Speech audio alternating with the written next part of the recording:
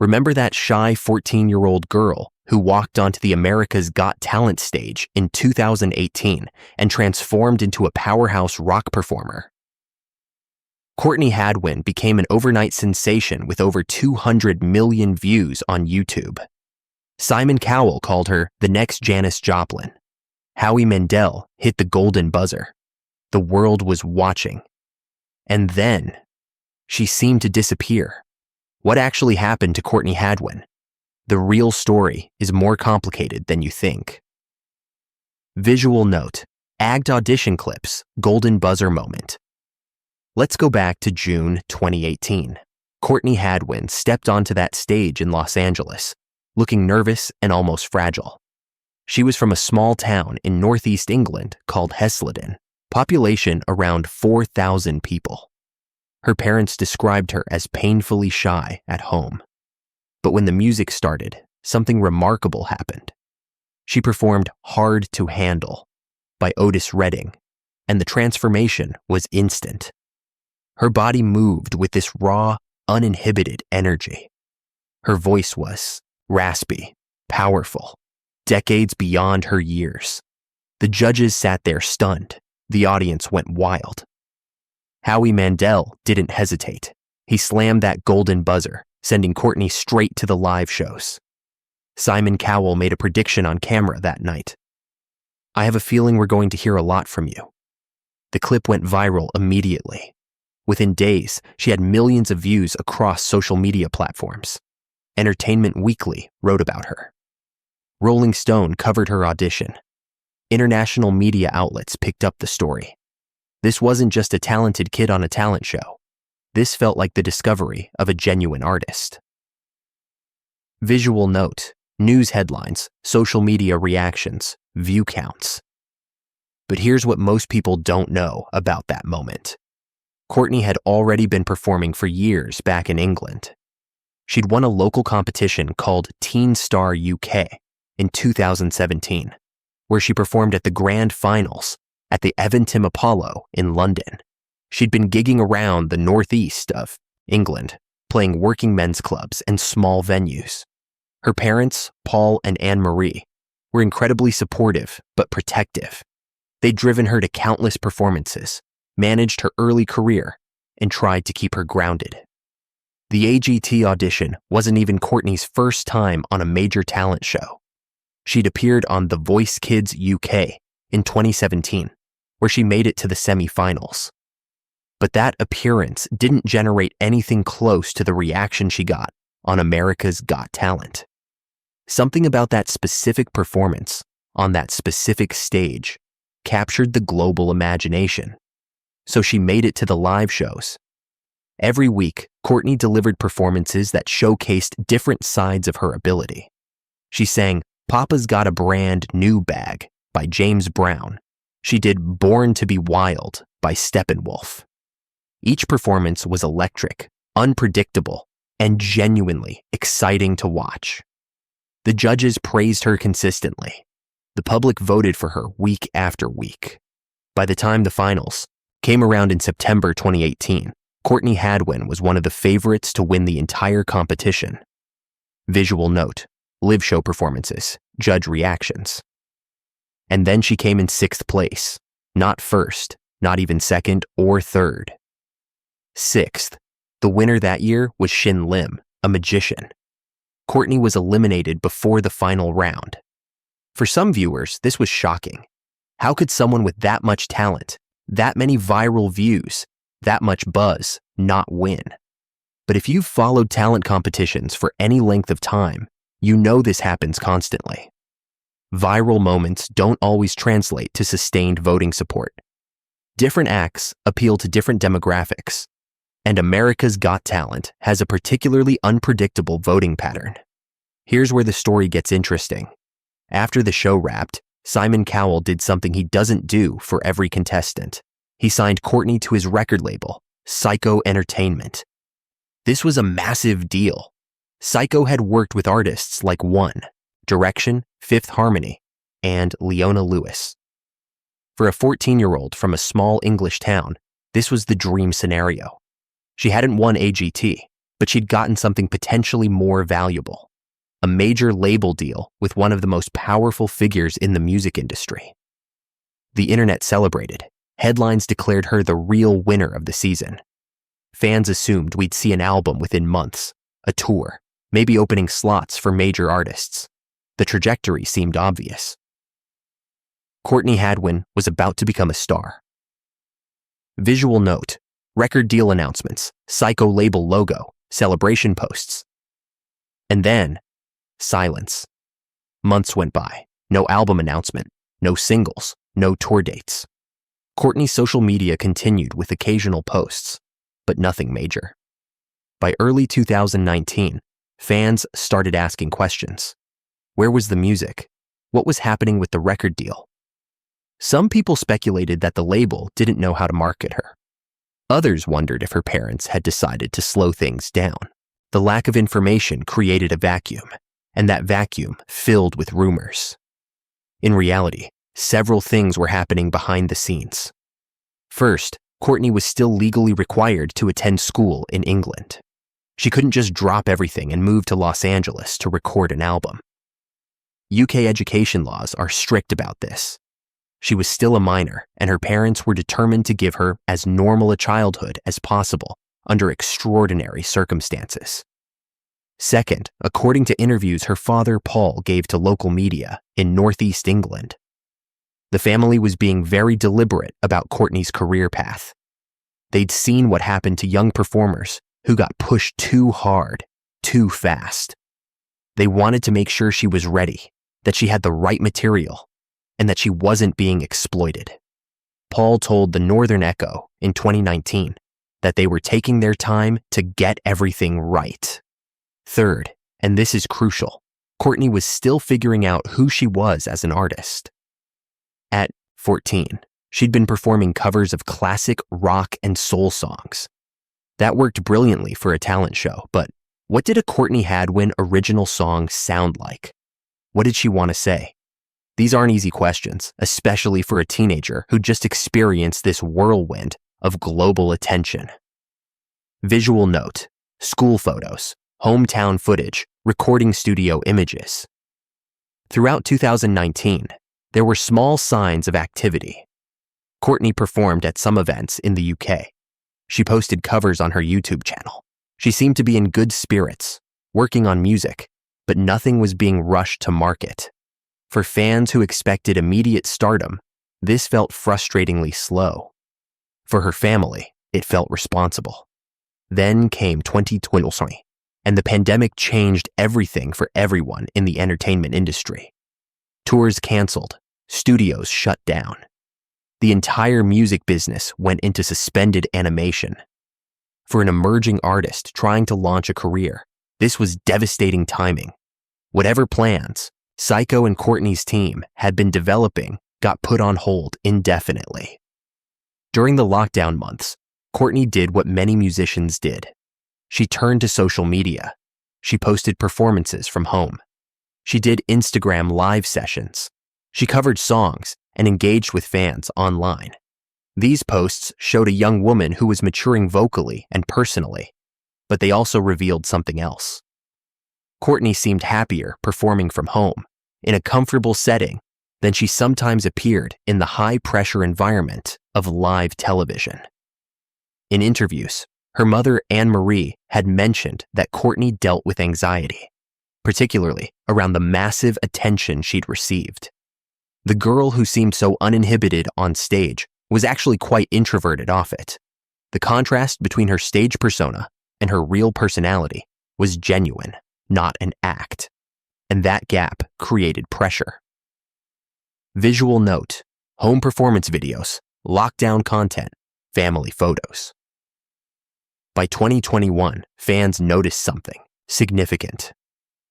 Courtney's association with Psycho seemed to have quietly ended. There was no dramatic announcement, no public split, just a gradual absence of any mention of the label. Industry observers weren't particularly surprised. Psycho had been scaling back its operations for several years. Simon Cowell had been consolidating his business interests. Several artists had left the label, or had their contracts expire without renewal. For Courtney, this could have been the end of the story. Talented kid gets discovered, signs a deal. Deal doesn't work out. She returns to normal life. That's happened to countless performers. But that's not what happened. Instead, Courtney started releasing music independently. In 2021, she put out a single called Pretty Little Thing on streaming platforms. It was her first original song available to the public. The track showed a more pop-oriented direction than her rock performances on AGT, which surprised some fans. But it was catchy, professionally, produced, and entirely her own work. She followed it up with other singles: Skinny Jeans, Calamity Jane, Take It Back. None of these songs became massive hits. They didn't chart internationally or rack up tens of millions of streams. But they represented something important. Courtney was building a catalog of original music on her own terms, without the pressure of a major label deal or the expectations that came with being the AGT girl. Visual note: album artwork, streaming platform screenshots, music videos. She also started performing live again when venues reopened, not massive arenas or stadium tours, but clubs and theaters in the UK. She played the O2 Academy in Newcastle, various festivals, and smaller venues where she could connect directly with audiences. These weren't the glamorous Hollywood performances people might have imagined for her, but they were real, professional gigs that paid and helped her develop as a live performer. Her father, Paul, gave an interview to a local news outlet in 2022 where he addressed the elephant in the room. People wanted to know, did they regret doing AGT? Did they feel like Courtney should be more famous by now? His answer was surprisingly grounded. He said the experience had been incredible, that Courtney had gotten opportunities she never would have had otherwise. But that fame for fame's sake wasn't the goal. The goal was for Courtney to have a sustainable career, doing what she loved. That perspective is rare in an industry that often measures success purely by chart positions and social media followers. But it also explains a lot about the choices Courtney and her family made. They could have pushed harder, been more aggressive about publicity, tried to capitalize on her viral moment with quick releases and maximum exposure. Instead, they chose a slower, more deliberate path.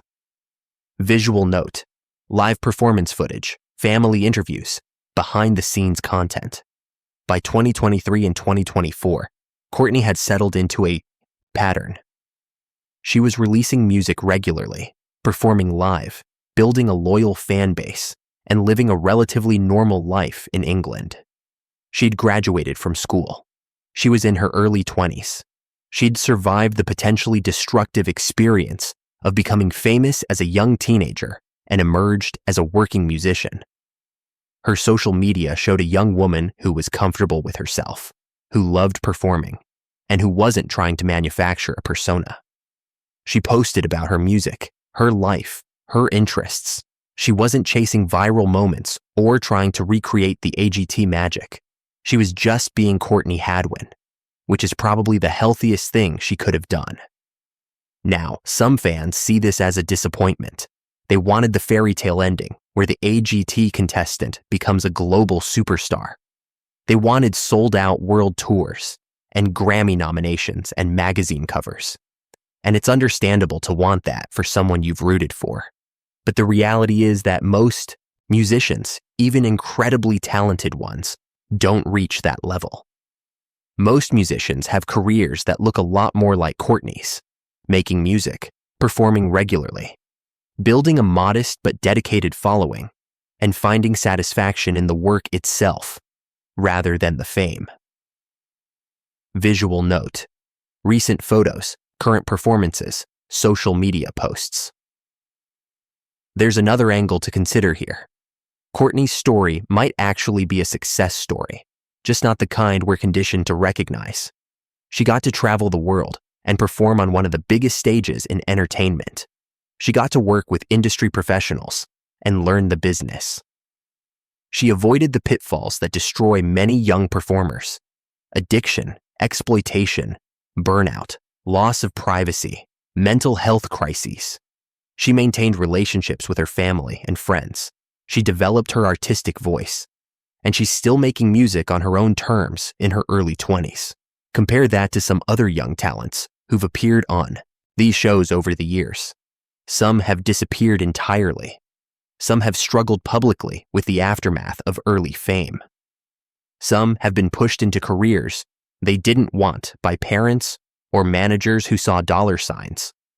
Courtney seems to have avoided all of that. Does that mean everything has been perfect?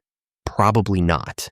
There are likely disappointments we don't see, frustrations about opportunities that didn't materialize, moments of doubt about whether she made the right choices.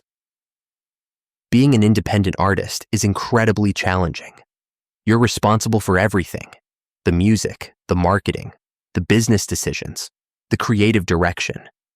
It's exhausting and often financially precarious, but she's still doing it. As of 2024, Courtney Hadwin continues to release music and perform.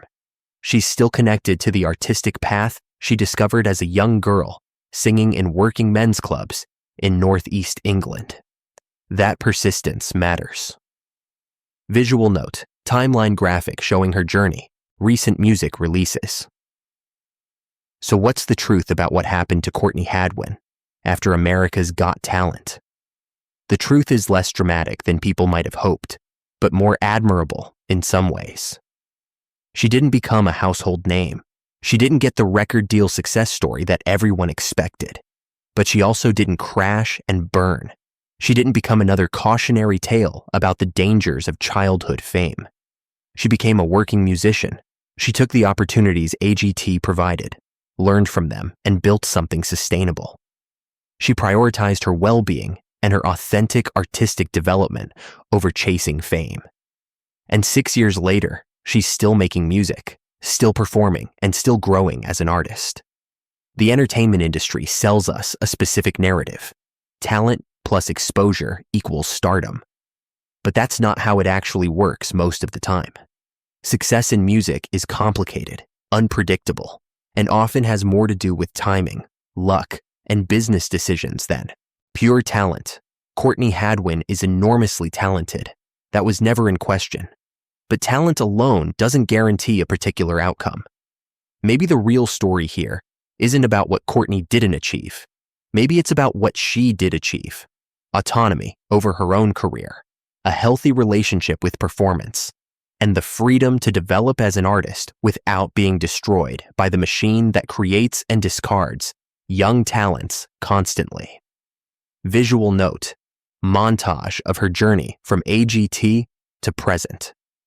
For those of us who watched her golden buzzer moment and felt that electric thrill of discovering someone special, it's natural to want the Hollywood ending. But real life is messier and more interesting than Hollywood endings. Courtney Hadwin's journey continues. She's only in her early 20s. She has decades ahead of her to make music, perform, evolve, and potentially break through in ways we can't predict right now. The question isn't really what happened to Courtney Hadwin. The question is, what do we mean when we ask that? Are we asking whether she's still making music? Yes, she is. Are we asking whether she's famous?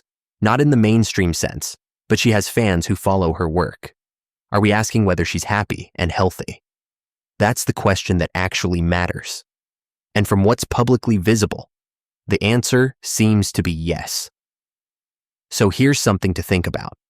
What does success actually mean for a young artist in today's music industry? Is it better to have a brief moment of massive fame followed by obscurity, or a steady career doing work you love without the spotlight? If you were Courtney's age and had her talent, what would you have done differently? And maybe most importantly, why are we so invested in needing these stories to end in massive stardom? If you've got thoughts on Courtney's journey or your own experiences with how we define success in music, drop them in the comments. And if you want more stories about what actually happens after the cameras stop rolling and the viral moments fade, hit that subscribe button. This is the kind of thing we dig into here. Thanks for watching.